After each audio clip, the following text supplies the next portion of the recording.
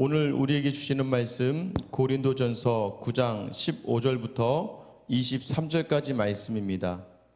고린도전서 9장 15절로 23절까지 말씀 우리 함께 읽겠습니다. 그러나 내가 이것을 하나도 쓰지 아니하였고 또 이 말을 쓰는 것은 내게 이같이 하여 달라는 것이 아니라 내가 차라리 죽을지언정 누구든지 내 자랑하는 것을 헛된 대로 돌리지 못하게 하리라. 내가 복음을 전할지라도 자랑할 것이 없음은 내가 부득불할 일임이라. 만일 복음을 전하지 아니하면 내게 화가 있을 것이로다. 내가 내 자의로 이것을 행하면 상을 얻으려니와 내가 자의로 아니한다 할지라도 나는 사명을 받았노라. 그런즉 내 상이 무엇이냐? 내가 복음을 전할 때에 값없이 전하고 복음으로 말미암아 내게 있는 권리를 다 쓰지 아니하는 이것이로다. 내가 모든 사람에게서 자유로우나 스스로 모든 사람에게 종이 된 것은 더 많은 사람을 얻고자 함이라. 유대인들에게 내가 유대인과 같이 된 것은 유대인들을 얻고자 함이요 율법 아래에 있는 자들에게는 내가 율법 아래에 있지 아니하나 율법 아래에 있는 자같이 된 것은 율법 아래에 있는 자들을 얻고자 함이요 율법 없는 자에게는 내가 하나님께는 율법 없는 자가 아니요 도리어 그리스도의 율법 아래에 있는 자이나 율법 없는 자와 같이 된 것은 율법 없는 자들을 얻고자 함이라. 약한 자들에게 내가 약한 자와 같이 된 것은 약한 자들을 얻고자 함이요 내가 여러 사람에게 여러 모습이 된 것은 아무쪼록 몇 사람이라도 구원하고자 함이니 내가 복음을 위하여 모든 것을 행함은 복음에 참여하고자 함이라. 아멘. 더 많은 사람을 얻기 위하여라는 제목으로 하나님의 말씀 선포하겠습니다. 할렐루야. 오늘도 하나님의 은혜가 예배하는 여러분에게 있기를 축원합니다. 목회의 자리가 쉽지는 않습니다. 많은 목사님들이 그렇게 말씀하세요. 자기 자녀들 목회 안 했으면 좋겠다라고 이야기하죠. 저는 좀 다른 생각 가지고 있지만 저희 아내는 저희 아이들이 저희 아들이나 또 딸들이 목회나 사역자의 자리 간다고 한다면 굉장히 반대할 거라고 이야기하더라고요. 그만큼 이 목회의 자리가 쉽지 않고 어렵기 때문 아닐까 생각해요. 특별히 영혼을 구원하고 말씀으로 인도하고 말씀에 앞장선다는 그 일 자체는 쉽지 않은 일인 것 같아요. 그런데 많은 분들이 저한테도 마찬가지예요. 이 교회 부임하고 나서 많은 분들이 조언을 해주실 때 이렇게 말씀하신 것 같아요. 사람 보지 말아라. 하나님만 보고 가라. 왜 그분들이 그런 얘기를 하셨을까 생각하다 보니까 그분들이 목회를 하면서 사람을 볼 수밖에 없었고 하나님보다도 사람 옆에 있는 사람에게 더 신경을 쓸 수밖에 없었기 때문 아닐까. 그래서 그것들이 상처가 되고 어려움 되고 또 그런 경험이 있다 보니까 아마 이제 담임 목회를 시작하는 저에게 그러한 유로의 말씀 조언을 주신 것 아닌가 생각을 해요. 물론 저도 그런 마음가짐으로 나아가고는 있습니다. 그런데 그게 쉽지는 않은 것 같아요. 오늘 본문에 등장하는 바울의 이야기를 보면서 고린도 교회는 자신이 개척을 한 교회잖아요. 자신이 개척을 했던 교회, 자기가 키워냈던 성도들. 그런데 그 성도들이 이제는 자신을 향하여 당신이 과연 사도가 맞습니까? 라고 반문하면서 바울을 평가할 때에 그 바울의 심정이 어떠했을까? 참 그 목회자로서 또 이 사명자로서 굉장히 많이 어려움을 겪었던 것 같아요. 오늘 바울을 보면 또 죽을 맛이죠. 15절 16절 말씀 보세요. 그러나 내가 이것을 하나도 쓰지 아니하였고 또 이 말을 쓰는 것은 내게 이같이 하여 달라는 것이 아니라 내가 차라리 죽을지언정 누구든지 내 자랑하는 것을 헛된 대로 돌리지 못하게 하리라. 지금 자신이 사도의 권리, 교회로부터 도움을 받을 수 있는 권리를 쓰지 않았던 것들, 이것들은 뭐예요? 다시 내가 이 말을 달라는 것이 아니라는 것이죠. 또 이 말을 굳이 하면서 너희에게 내가 그 생계에 대한 도움을 받으려고 하는 것이 아니라는 거예요. 차라리 내가 죽을지언정 내가 붙들었던 그 자랑할 만한 복음, 그 복음에게 초점이 맞춰져야 되는데 혹여나 이걸 가지고도 너희가 헛된 이야기들로 말미암아 헛된 쪽으로 나아갈까 봐 내가 그런 말 하지 않겠다는 거예요.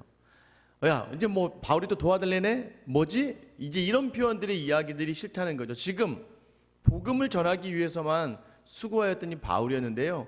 그 외에 다른 것으로, 복음 외에 다른 것으로 너희의 시선이 옮겨지는 것을 원치 않는다는 거예요. 목회를 하면서 제가 중점 둬야 될 것이 이것 아니겠습니까? 성도들이 오직 예배에 집중하고 말씀에 집중하고 기도에 집중하고 하나님께 엉돌린 삶에 집중해야 되는데 교회 그 외의 것으로 너무나 어려워하고 힘들어하면 어떻게 할까라는 생각을 하면서 목회자로서 그런 염려를 끼치고 싶지 않은 마음들, 바로 바울이 그런 마음을 담아내고 있는 것 아닌가 생각이 들어요. 16절 보세요. 내가 복음을 전할지라도 자랑할 것이 없음은 내가 부득불할 일임이라. 만일 복음을 전하지 아니하면 내게 화가 있을 것이로다. 이 복음은요, 이제 복음 전하는 것은 자기가 이 복음 전하는 것으로 자랑하려고 하는 게 아니고 이 복음 전하는 것이 자랑이 아니라는 거예요. 왜냐하면 이 복음 전하는 것이 자기의 부득불할 일이라고 얘기하죠. 부득불해야 할 일이다. 숙명이라고 얘기해요. 반드시 어떠한 상황이 되더라도 어떠한 것을 주던 안 주던 간에 자신이 감당해야 될 숙명이다 라고 이야기합니다. 그러면서 바울이 희망을 가지는 것이 있어요. 17절 18절인데요. 내가 내 자의로 이것을 행하면 상을 얻으려니와 내가 자의로 아니한다 할지라도 나는 사명을 받았노라. 내가 자의로 이것을 행하면 상을 얻는다는 거예요.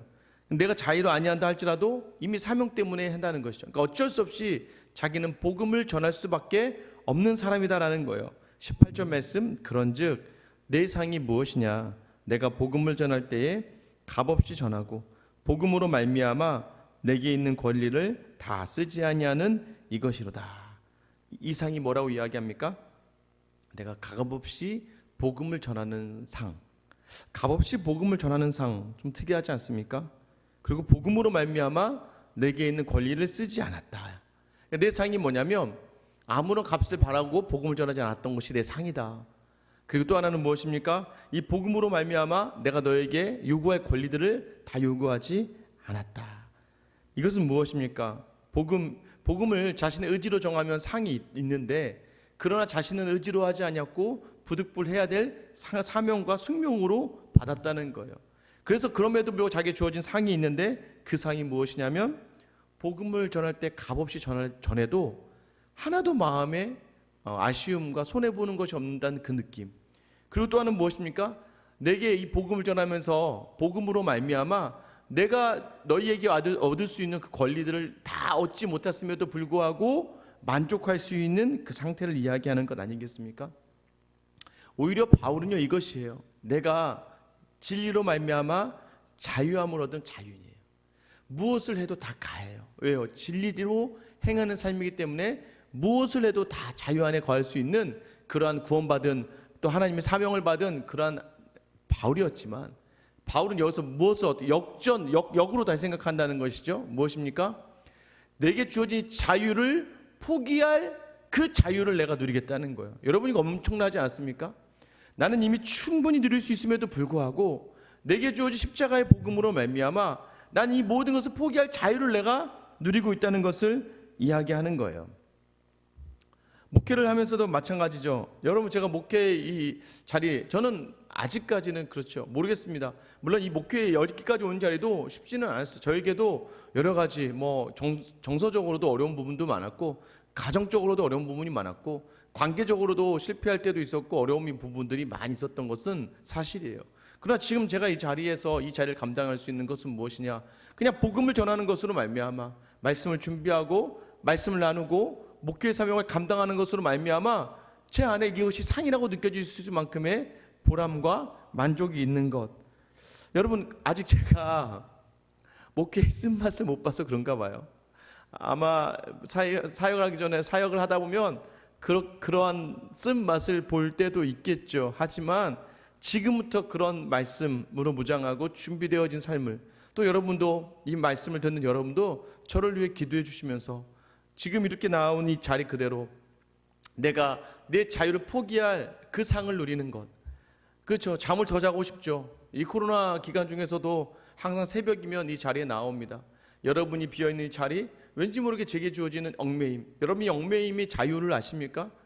여러분들이 편하게 있을 수 있겠지만 저는 또 그러지 않더라고요. 오히려 집에서 편하게 자는 것이 제겐 더 불편함이 되더라고요. 그렇게 이 자리로 나와오고요. 이 자리에 나오다 보면 또 하나님 특별하게 주시는 은혜들이 있어요. 제가 이렇게 새벽에 들어와서 문을 열어놓고 음악을 틀어놓고 그냥 아무나 와서 뭐 코로나 기간이지만 뭐 여러분들이 시간 정해놓고 오는 거 아니니까, 그러다 보면 한 분, 두 분 오셔서 조용히 구석에서 혼자 홀로 기도하다가 조용히 나가시죠. 제가 있든 없든 간에 그렇게 기도하시는 분들이 있고, 또 우연찮게 오고 가다가 제가 이제 항상 교회 나와 있다 보면 마주하게 되면서, 참 어제도 감사했던 게, 또 권사님 한 분이 근처에 이제 장을 보러 오셨다가 그냥 갈 수 없죠. 교회에 들러서 주일날 못 드렸던 헌금을 드리면서 저랑 또 마주쳤는데요. 그러면서 저에게 목사님 힘드시죠? 근데 제가 볼 때는 권사님이 더 땀을 흘리시면서 이 자리에 오셨는데 그 한마디가 저에겐 또 큰 위로가 되고 힘이 되고, 오늘 이 자리들을 믿음으로 감당해내고 은혜로 감당할 수 있는 것은 바로 그런 마음들, 또 교회 나오지 못하지만 여러분들이 문자로 격려해 주시고 또 각 가정에서 저를 위해서 기도해 주시고 있다고, 또 하나는 이 영상을 어떻게든 보면서 이 교회 목회를 함께 짊어지고 가는 그 영성을 함께 누리고 있는 것, 이것으로 말미암아 제가 이 자리에 누리고 있는 상이 아닐까 생각해요. 19절, 그러나 바울은 구체적으로 그 상이 무엇인지 이야기합니다. 내가 모든 사람에게 자유로우나 스스로 모든 사람에게 종이 된 것은 더 많은 사람을 얻고자 함이라.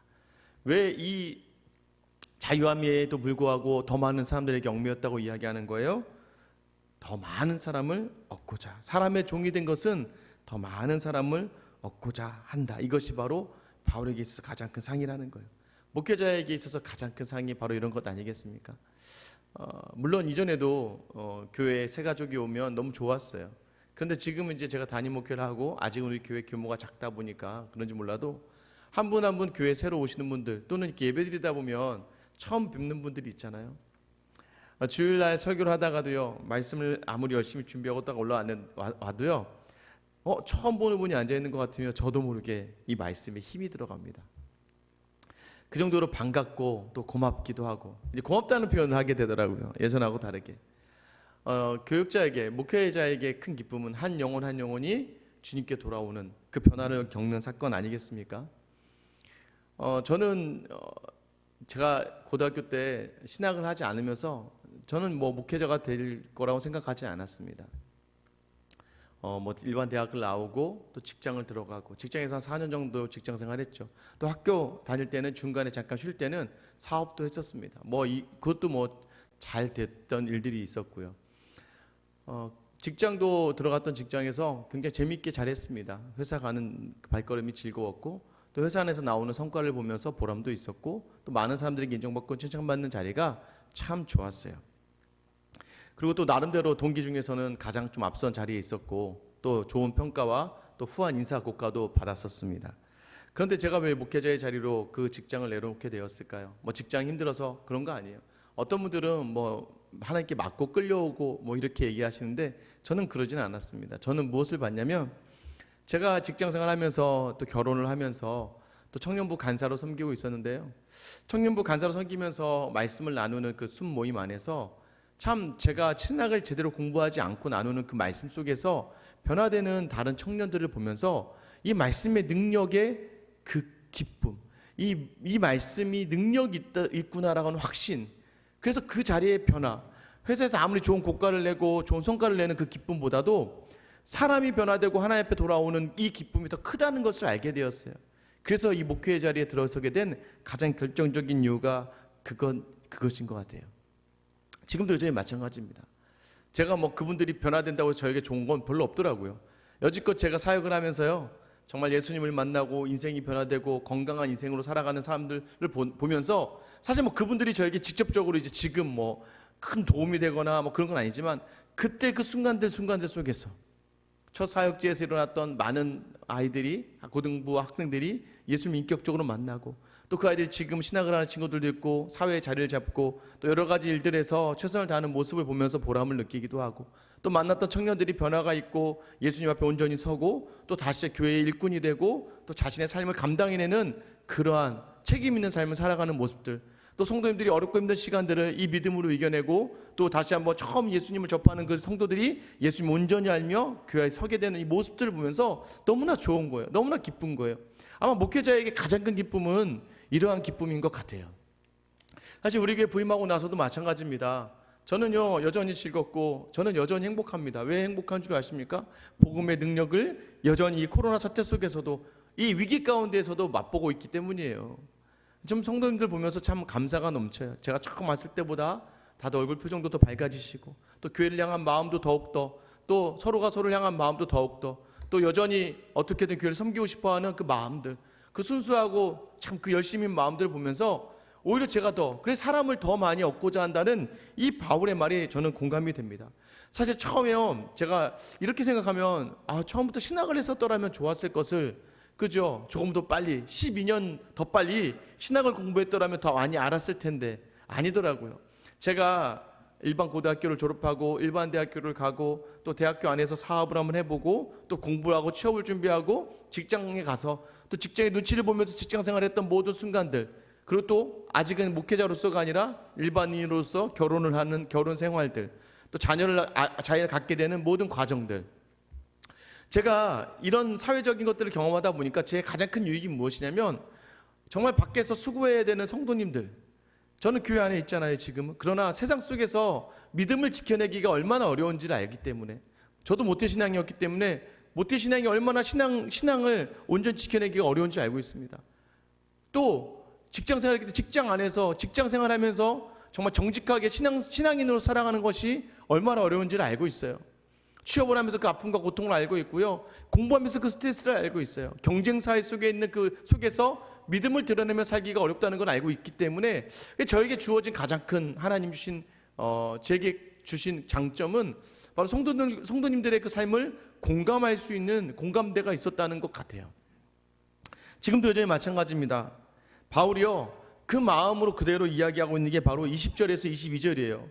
나는 유대인처럼 살진 않지. 내가 유대인처럼, 보십시오 20절에 유대인들에게 내가 유대인과 같이 된 것은 유대인들을 얻고자 함이요. 자, 유대인들에게는 유대인처럼 대하고 율법 아래 있는 자들에게는 율법 아래 있지 않으나 율법 아래 있는 자처럼 대하고, 또는 율법 없는 자에게는 내가 그리스도의 율법에 매여 있으나 율법 없는 자처럼 대하고, 또 믿음이 약한 22절이죠. 믿음이 연약한 자들에게는 내가 믿음이 강하지만 믿음이 약한 자처럼 대한다는 거예요. 이것이 무엇입니까? 그들을 사랑하는 그 마음, 그들을 하나님께 돌아오게 하고 싶은 그 마음의 열정, 그리고 그들을 돌아오게 하시려는 하나님의 마음이 담겨지는 거예요. 담겨지다 보니까 그 마음으로 그들을 바라보게 되니까 어떻게 되는 거예요? 그들을 사랑하신 하나님 마음으로 그들을 바라보며 그들에게 어떻게든지 하나님을 소개할 수 있는 접촉점을 만들어내려고 온 지혜로운 바울의 모습이 보이기 시작하는 거예요. 왜요? 복음 하나 때문이에요. 복음 하나 때문이에요. 예수 그리스도를 증거하기 위하여. 23절 보세요. 내가 복음을 위하여 모든 것을 행함은 복음에 참여하고자 함이라. 이 복음에 참여한다는 것이 큰 복이라는 거예요. 내가 복음의 통로가 되는 거예요. 내가 복음이 되는 거예요. 내가 복음이 된다는 얘기는 내 마음대로 한다는 얘기가 아니에요. 예수 그리스도께서 이루어놓으신, 우리가 허락하신 하나님 나라를 또 확장시켜 나가고 또 하나님 나라를 이루어가는 데 있어서 내 일이 동참하게 되는 그 영광의 직분이 우리에게 주어졌다는 것을 이야기하는 거예요. 여러분 어떻습니까? 복음을 위하여, 다시 말해서 더 많은 사람들을 얻기 위해서, 다시 말해서 하나님 나라에 참여함을 위하여. 여러분 우리가 있는 자리는요, 특히 여러분 서신 자리는 쉽지 않아요. 가정 안에서 믿지 아니하는 형제와 자매와 또 부모와 자녀들에게, 남편에게, 아내에게 이 복음으로 데려오기 위하여 우리가 참아내야 될 고통들이 있어요. 내가 예수를 믿고 온전한 복음을 알고 있고 삶의 진리를 알고 있음에도 불구하고 내가 세상에 보기에 미련한 것처럼 행함으로 말미암아 그들을 예수께 데려오게 하는 그 마음을 우리에게 주셨어요. 사실 그 자리가 쉽지는 않다는 걸 알고 있어요. 직장 안에서도 마찬가지예요. 지금 한국 사회에서도 마찬가지예요. 우리가 더 많은 사람을 얻기 위하여 무엇을 해야 되겠습니까? 여러분 우리에게 중요한 것은 무엇이, 오늘 여러분에게 필요한 것은 무엇인가요? 바로 내 자리에서 이 복음을 나누기 위하여 하나님 앞에 더 많은 사람들을 데려오기 위하여 나의 권리를 주장하지 않고 오직 내가 자랑할 복음만을 놓고 그 복음에 모든 것을 걸고, 오늘도 여전히 내가 유대인과 같지 않으나 유대인처럼 행하고 율법이 없는 자처럼 율법이 없는 자는 아니나 율법이 없는 자처럼 행하고, 그리스도 율법에 있지만 율법이 있는 자들을 위하여, 율법이 없는 자들을 위하여 그들에게 행하는 그 모습. 오늘 여러분의 삶의 자리에서 더 많은 사람을 얻기 위해서 하나님의 도구로 사용되어진 하루. 그래서 여러분을 통하여 여러분의 자녀가, 여러분의 남편과 아내가, 여러분의 부모가, 또 여러분이 속한 공동체, 직장 안에서의 많은 사람들이 이 어려운 시기에, 예수 믿기 어려운 시기가 되었죠. 여러분을 통하여 다시 예수님께로 돌아오는 그 결단, 내 권리를 내려놓고 섬김과 순종과 배려로 나아가는 오늘 하루가 될 수 있기를 예수님의 이름으로 축원합니다.